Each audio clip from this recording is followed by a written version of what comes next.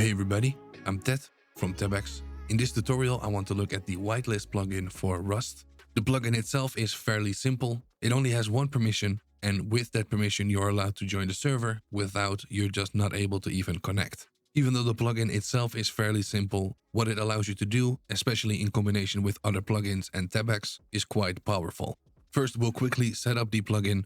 Then we'll dive onto Tebex and see what kind of options we have, also in combination with other deliverables like Discord. And then I'll briefly talk about what kind of things you could use this for in the context of Rust. So my server is running. I have uMod installed inside of my Oxide folder, plugins. I have the Whitelist plugin and also the permissions manager from CodeFling. I'm connected to my server and I'm also admin. As you can see, I can fly. Let's do /perms to open up the permissions manager, and let's quickly look at the whitelist. As you can see, it only has one permission, just the allow permission. So what we need to do is create a group, attach the allow permission to that group, and that's all we really need to do to configure it. So let's go into the uMod page and see what kind of commands we have to use. I will link to this page in the description. So let's first add an entirely new group. So let's copy this command, press F1. Let's paste it in here and let's call it list. So we're going to create a group called list. And now when we open up the permissions manager again by doing /perms in the chat and clicking on all groups at the bottom, we can see all the groups that are created on our server, including the list group that we just created. Let's click on the list group, go into the plugin and then grant the allow permission. Now anybody that is in the list group will be able to join the server. I'm currently not in the list group. I am currently admin. I will leave the server, make sure I'm not admin anymore, and then let's see if we can join the server. So let's disconnect first. So I also removed my owner status. So now let's try to rejoin the server. As you can see, it says disconnected, you are not whitelisted.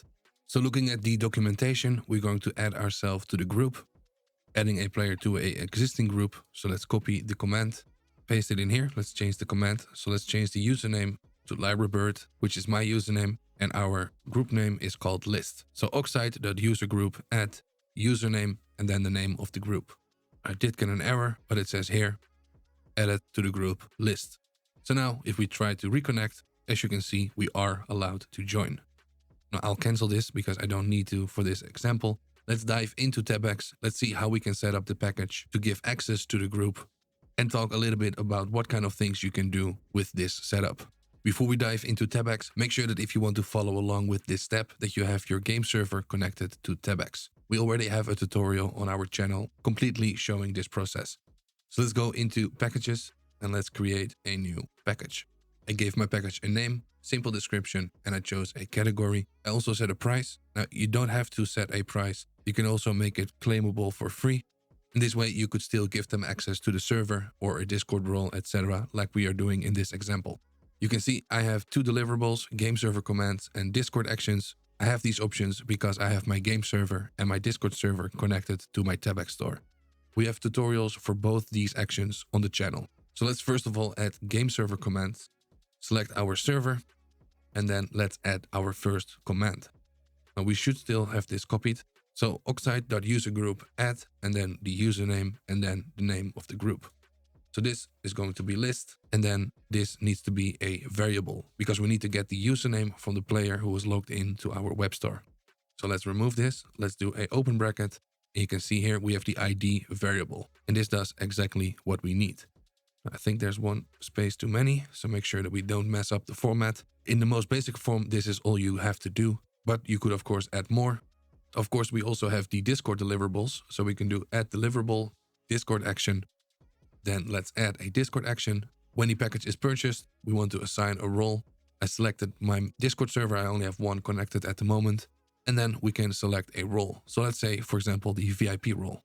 Now we both have game deliverables and Discord actions just by claiming the package. And in the context of Rust, you have quite a few training servers or warm-up servers, or even some event servers that are quite popular. Or even maybe if you're doing an event with a certain group of people, for example, a content creator with their community. Also, another way you can use it, not really in combination with Tebex, is to put it on your server while you're still setting everything up. And then once the server goes live, then just remove or disable the whitelist plugin. Once again, quite a simple plugin, but in combination with Tebex, it's quite an interesting tool.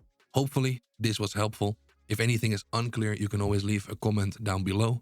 As always, thank you for watching and good luck with your Tebex store.